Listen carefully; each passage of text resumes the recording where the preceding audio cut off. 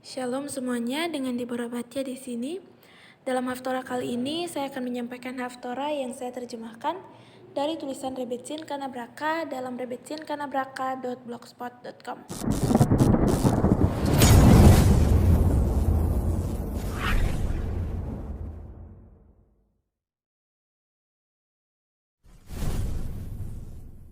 Haftorah Kukat, Pileges atau selir di zaman kita.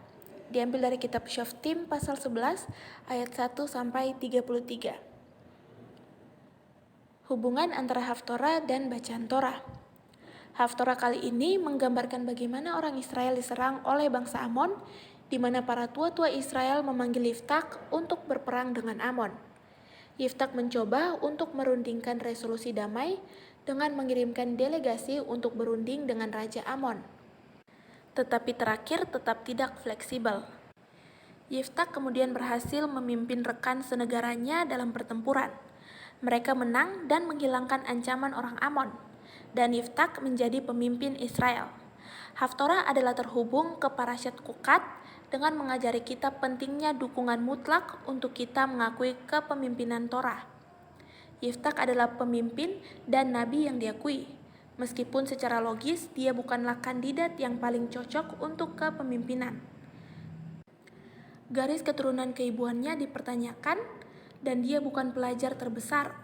Namun demikian, dia diberikan dukungan mutlak dari halakha dan orang, seperti yang diajarkan Talmud, Yiftak di generasinya seperti Shmuel di generasinya. Demikian pula, undang-undang Parah Adumah atau sapi merah dijelaskan dalam Parasyat Kukat, mengajarkan kita pentingnya menerima hukum Torah bahkan ketika kita tidak dapat memahami alasan-alasannya. Jadi, baik Parasya maupun Haftorah mengajari kita untuk tidak bergantung pada logika kita sendiri, tetapi lebih percaya pada otoritas halakik seperti yang diturunkan oleh para rabi di setiap generasi. Ini adalah dasar dari sistem hukum kita dan transmisi Torah yang abadi. Bagian berikutnya, putra Harlot. Adapun Yiftak, orang Gilead itu adalah seorang pahlawan yang gagah perkasa, tetapi ia anak seorang perempuan sundal. Ayah Yiftak ialah Gilead. Kitab suci perlu menekankan bahwa Gilead adalah bapak dari Yiftak karena biasanya sulit untuk mengidentifikasi ayah dari anak-anak pelacur.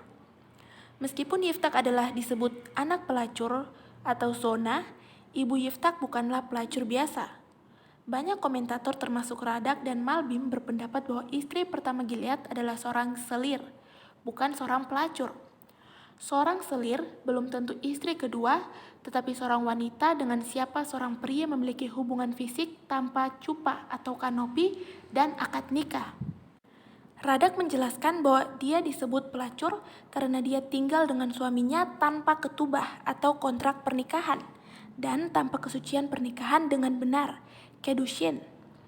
Untuk alasan ini, dia dianggap dalam kategori pelacur, bahkan jika dia didedikasikan untuk satu orang saja. Gilead memiliki hubungan dengan ibu Yiftak tanpa benar-benar menikah dengannya, karena dia berasal dari suku yang berbeda.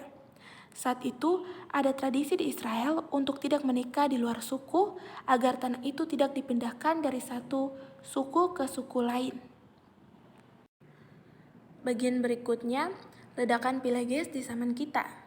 Saya cukup terkejut ketika saya mengetahui bahwa saat ini ada orang yang terlibat dalam pranikah atau hubungan suami istri di luar nikah, di antara mereka yang menganggap diri mereka ortodoks modern. Mereka membenarkan tindakan mereka menjadi valid secara halakik di bawah kategori Pileges. Sangat mudah untuk memahami alasannya hubungan Pileges akan ideal untuk pria tertentu yang tidak berkomitmen, hanya peduli dengan kesenangan pribadi mereka. Seperti yang dijelaskan oleh seorang pria yang mencari Pileges, ini kurang stres daripada perselingkuhan dan berumur lebih lama daripada hubungan asmara atau one night stand yang sulit dipahami. Itu masih hubungan biasa tanpa ketubah, tidak perlu memberinya makan, menampungnya, menyembuhkannya, menguburnya, dan lain-lain. Anda juga dapat melakukan seminggu dengannya dan kemudian mengakhiri hubungannya jika Anda suka. Sangat mengganggu untuk membaca bahwa situs hubungan Yahudi yang tumbuh paling cepat di web mempromosikan poligami Yahudi dan hubungan Pileges. Salah satu situs Situs tersebut baru-baru ini melewati tanda 10.000 kunjungan yang mendekati rata-rata 3.000 pengunjung sebulan. Situs-situs seperti ini membantu tidak hanya pria religius tetapi bahkan pasangan yang menemukan pilegis Yahudi. Herannya, lebih dari 10% dari anggota situs tersebut adalah perempuan yang ingin menjadi seorang pilegis.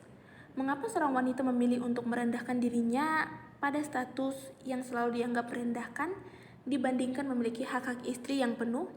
Dalam sebuah surat berjudul Pengakuan yang ditulis pada tanggal 9 Oktober 2007, seorang wanita tanpa nama menjelaskan, "Saya telah menjadi orang bodoh selama 3 tahun dengan 2 pria yang berbeda. Tentunya tidak pada waktu bersamaan. Saya menjaga semua aturan. Jika Anda melihat saya di jalan, saya akan terlihat sama dengan gadis lain. Para kencan ciduk yang putus asa dan naif, saya marah, saya belajar di SMA yang religius. Begitu saya masuk usia 18, sepertinya saya harus menikah untuk dapat bertindak berdasarkan perasaan yang saya miliki untuk beberapa tahun. Saya tidak suka gagasan harus menetap, tetapi sepertinya saya tidak punya pilihan. Kemudian saya bertemu gadis yang mengubah hidup saya. Dia beberapa tahun lebih tua dari saya dan memperkenalkan saya pada ide itu. Tidak lama kemudian, saya bertemu pacar pertama saya. Apa yang saya lakukan tidak dapat diterima di komunitas Fromm. Saya mengerti kenapa tidak bisa. Jika semua orang melakukan ini, kekacauan akan terjadi. Saya senang saya tidak harus menikah untuk memiliki hubungan semacam ini. Saya percaya apa yang saya lakukan valid secara halakik, meskipun tidak diterima. Tentu itu bisa sulit, tetapi secara keseluruhan saya merasa itu membebaskan." Bagian berikutnya, pembenaran halakik. Wanita tanpa nama ini yang dengan setia menjaga hukum mikvah dan menunggu 3 bulan antara hubungan, diyakinkan seperti kebanyakan orang lain yang membiarkan diri mereka menjadi orang bodoh atau memiliki 1 atau lebih bahwa lembaga ini diizinkan secara halakah. Kesalahpahaman ini didukung oleh Rabi yang secara halakis membenarkan institusi tersebut. Salah satu situs pilegis bahkan mengklaim sebagai di bawah pengawasan rabbinik ultra-ortodoks. Namun sebagian besar, jika tidak semua, rabi mempromosikan seksualitas tanpa pernikahan jauh adalah dari ortodoks. Rabi pembaruan Yahudi Arthur Waskow ditabiskan oleh Rabi Laura Giller dan Dr. Judith Waskow mempertanyakan apakah semua hubungan seksual dilarang antara orang-orang yang belum menikah dan dengan demikian menuntut selibat untuk sebagian besar orang Yahudi di usia 20-an dan 30-an dan untuk orang Yahudi yang bercerai. Dia menulis, dari tradisi Alkitabiah telah ada kategori untuk hubungan seksual non-nikah yang sah yang dapat dimulai dan diakhiri oleh salah satu pihak tanpa legalitas yang rumit. Itu disebut pileges, biasanya diterjemahkan selir. Meskipun itu berarti sesuatu yang lebih terbuka, bebas, dan egaliter daripada konotasi konkubin dalam bahasa Inggris. Mereka yang lebih suka hubungan pilakshut pasti dapat melakukannya, karena mungkin salah satu pihak tidak siap untuk tanggung jawab kewajiban perkawinan yang memberatkan.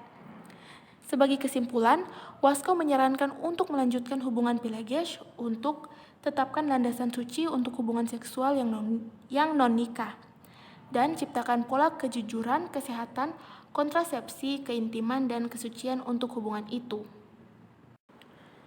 Bagian berikutnya, halakha konsep pileges. Mari kita telah lebih dekat upaya mempopulerkan hubungan pilegis ini sebagai bentuk pranikah, hubungan non-nikah, dan di luar nikah diizinkan oleh halakha.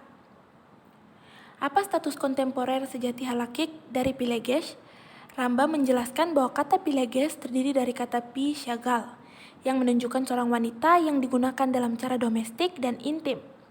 Atau kata pileges terkait dengan kata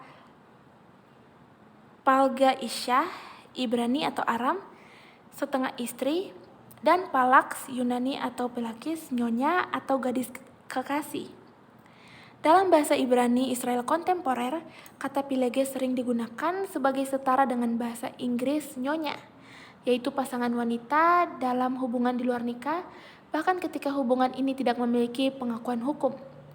Dalam Talmud, pileges didefinisikan oleh Rav Yehuda dalam nama Rav sebagai wanita yang menikah tanpa kiddushin dan tanpa ketubah.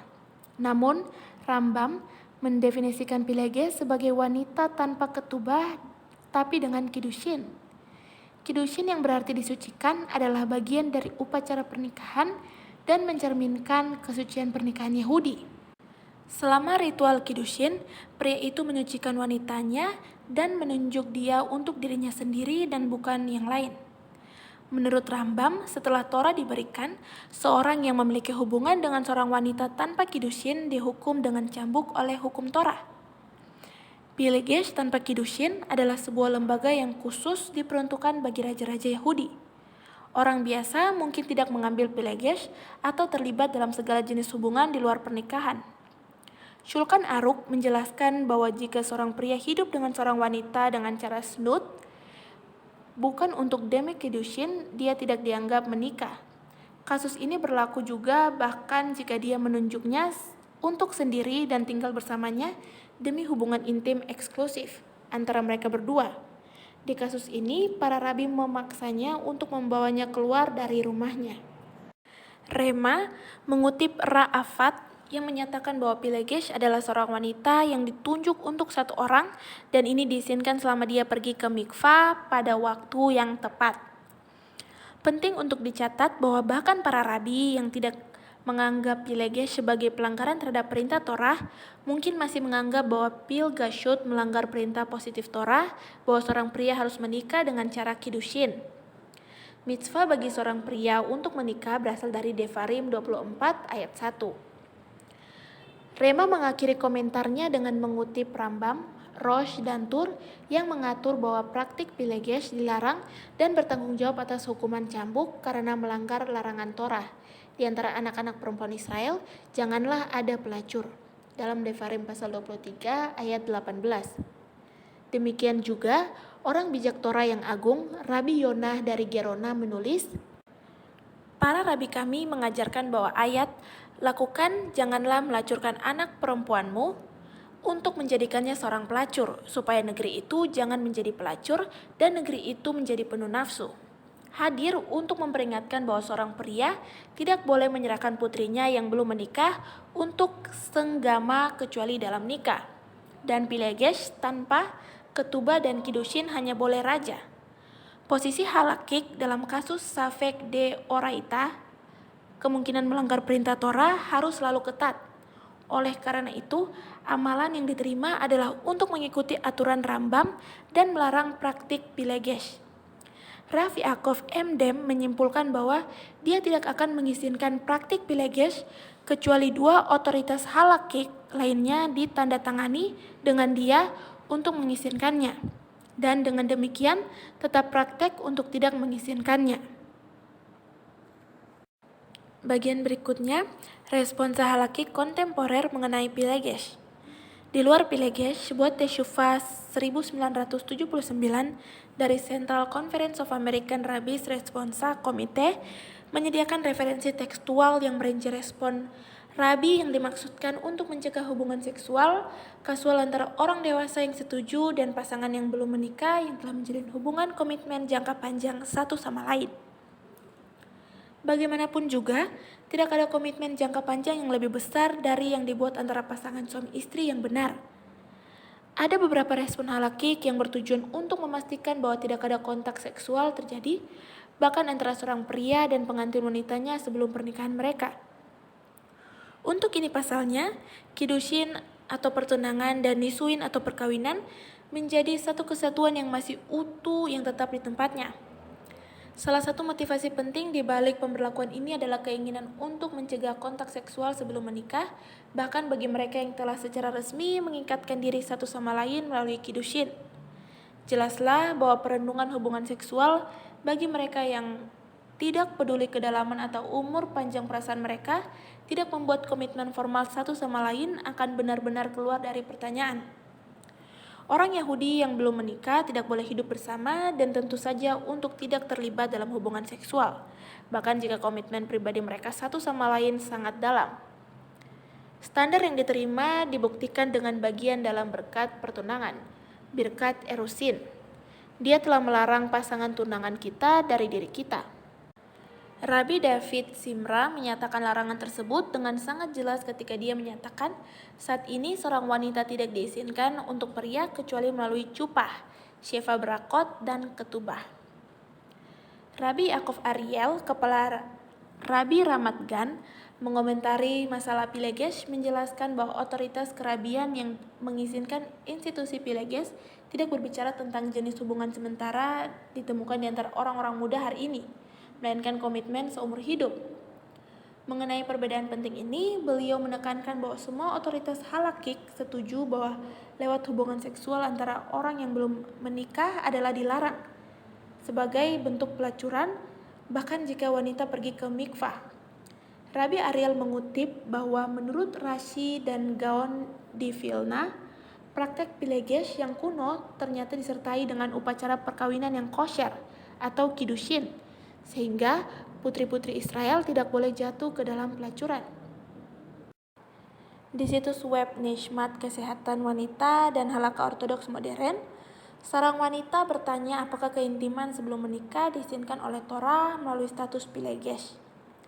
Jawaban yang diberikan adalah bahwa Pilegesh dilarang oleh Torah karena Rambam memahami larangan Torah Kedeshah untuk melarang hubungan seksual di luar konteks pernikahan. Oleh karena itu, tidak ada ruang bagi seorang wanita untuk mendapatkan status Pilegesh saat ini.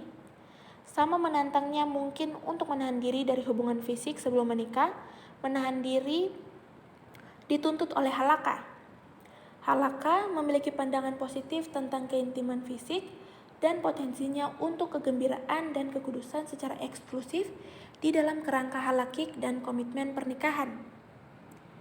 Dalam nada yang sama, Rav Peretz Monhars menjawab Sha'ala tentang seorang wanita yang diceraikan yang terlibat dalam hubungan intim dengan pria yang tidak menikah dengannya. Apakah institusi Pilegesh akan menjadi pilihan halakik yang sah untuk pasangan seperti itu? Rabbi menjawab bahwa Pilegesh bukanlah pilihan karena pendapat mayoritas poskim hanya berlaku untuk raja atau pernikahan tanpa ketubah, tetapi tidak untuk hubungan di luar nikah.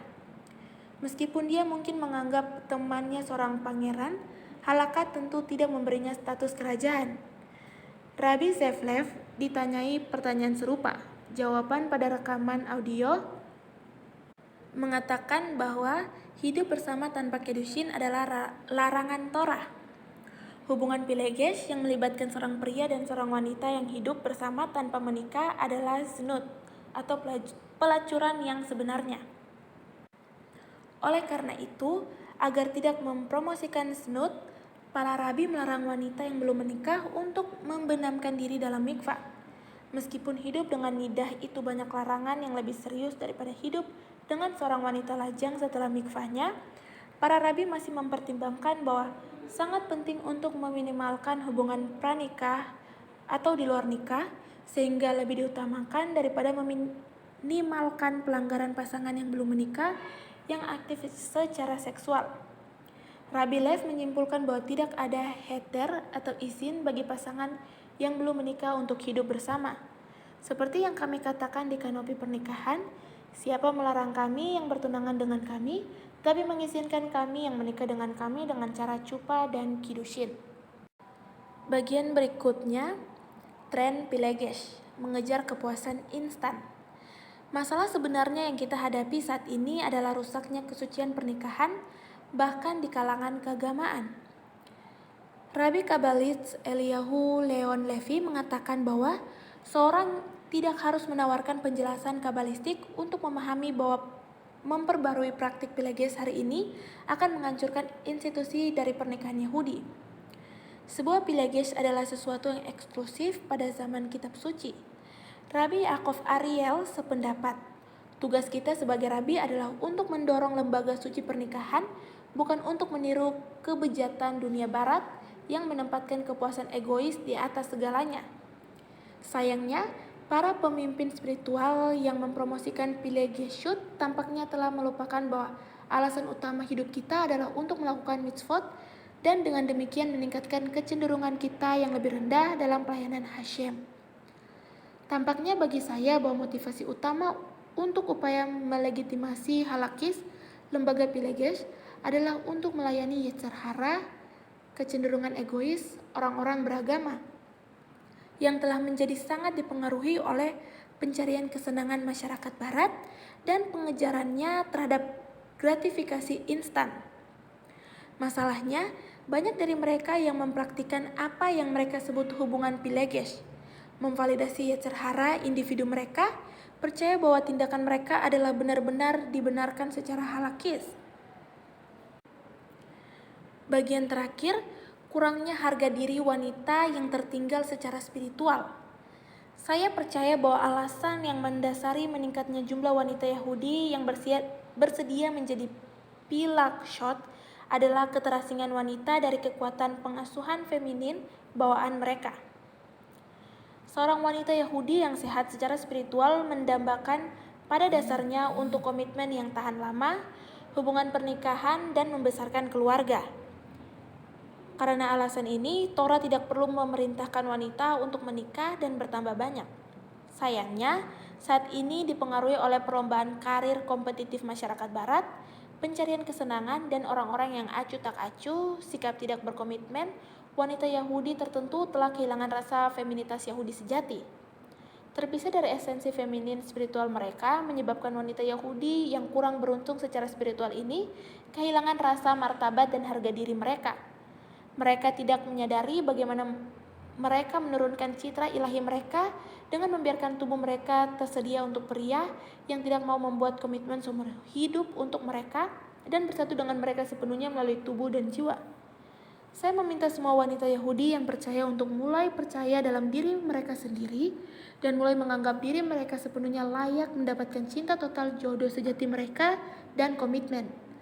Semoga Hashem memberkati semua wanita Yahudi yang belum menikah untuk menemukan pasangan pernikahan Yahudi yang berkomitmen layak untuk mereka. Amin. Sekian untuk video kali ini. Jika konten ini memberkati Anda, silahkan beritahu kami di kolom komentar. Jangan lupa juga untuk like, subscribe, dan nyalakan bel notifikasi dan share video ini. Terima kasih. Shalom.